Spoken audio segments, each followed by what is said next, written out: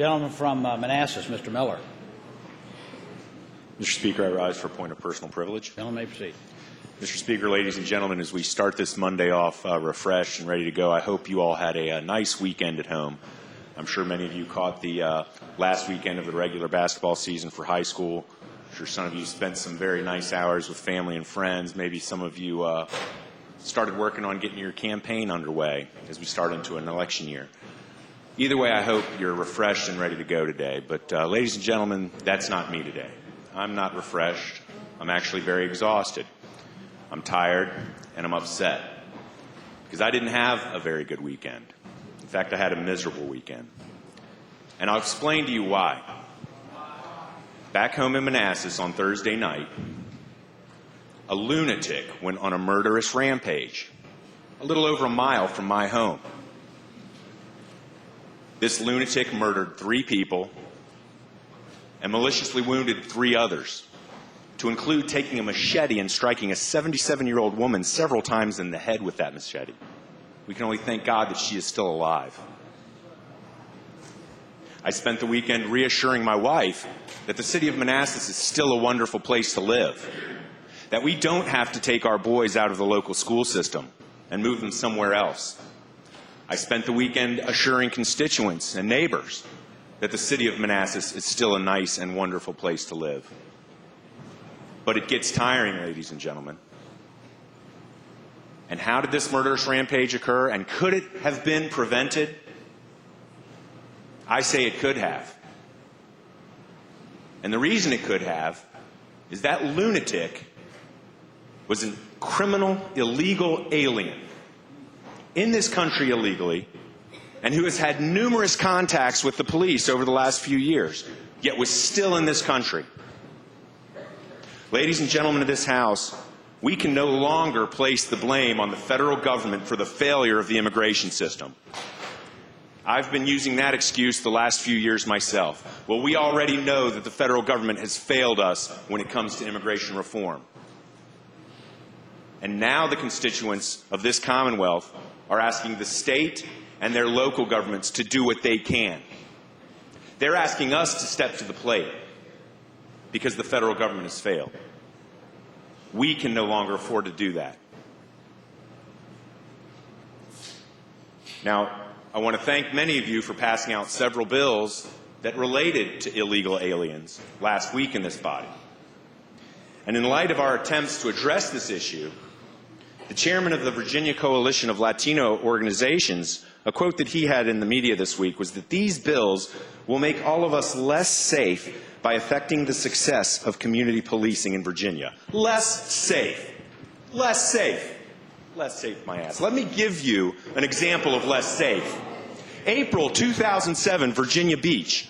Allison Cunhart, 17 years old. Tessa Tranken, 16 years old. Killed by a drunk driver.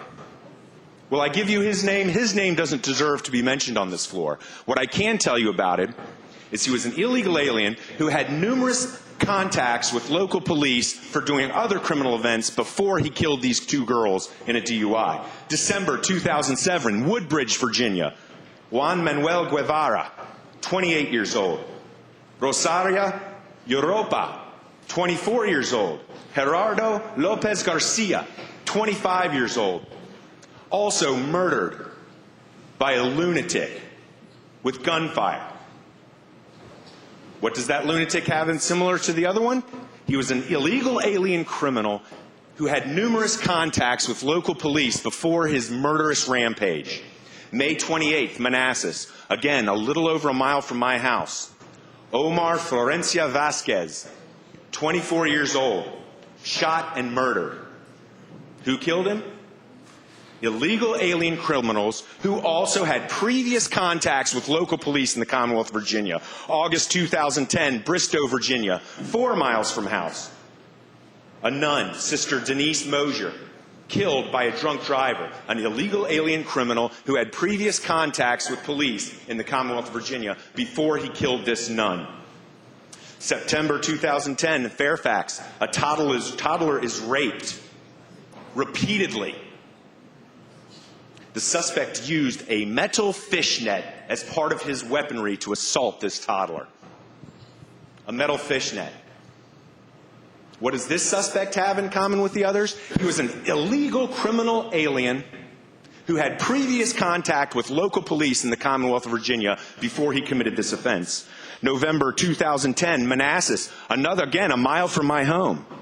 Miguel Hernandez, a 15-year-old innocent boy walking home from Osborne High School, 2 o'clock or so in the afternoon, stabs to death in the middle of the street by members of MS-13, a gang that is largely supported and organized by criminal illegal aliens. And then Thursday night, this past Thursday, again, in the city of Manassas, a little over a mile from my home, Brenda Ashcraft, 56 years old, William Ashcraft, 37 years old, and Julio Cesar Uola, 48 years old, all murdered by, again, an illegal alien who is a criminal who has had previous contact with local law enforcement in the Commonwealth of Virginia. Do these victims and their families feel more safe from our inaction? Do they feel safe from the successes of community policing, as attested by the chairman of the Virginia Latino organizations? Ladies and gentlemen, I would say that had some of this legislation passed in previous years, perhaps some of these tragedies, these atrocities, may have been avoided. And I'm sure, and I'm ready. I'm ready to take the arrows. That I'm going to be accused of using a tragedy for politics, that I'm fanning the flames on immigration debate. Well, Mr. Speaker and ladies and gentlemen, I am the flames. My city is in flames right now. What else am I supposed to do but stand up and scream about these atrocities? My city is falling apart with huge problems in relation to illegal immigration. And again, it is time for us to stop blaming the federal government. I've been using that excuse as well for the last 4 years, because there are things we can do to take this into our own control. I want to thank the about 80 members in this body last week who supported my 287G bill. That's the bill that allows the federal government allows local police to work with the federal government to put detainers on these criminal illegal aliens. Not laborers, but these criminals, including all of the ones that had committed these atrocities that I mentioned earlier. And as for the 20 or so of you that voted against this bill, I hope that one day you might see my reasoning. I hope that one day you won't see this as what some of you expressed last week, as this an example of picking on immigrants. These bills have nothing to do with immigrants. These bills have to do with illegal aliens. My city is full of immigrants. My son's school is filled with immigrants. These immigrants are regularly at my house playing. This is not about immigrants. Both my wife and I would protect those immigrant children when they're in our household with as much ferocity as we'd protect our own. This debate is not about immigrants. It is about illegal aliens. These bills are about fairness. They're about fairness in employment, and they are about public safety. Ladies and gentlemen, let's continue to address this issue of illegal aliens, of illegal immigration on the state level, so that hopefully one day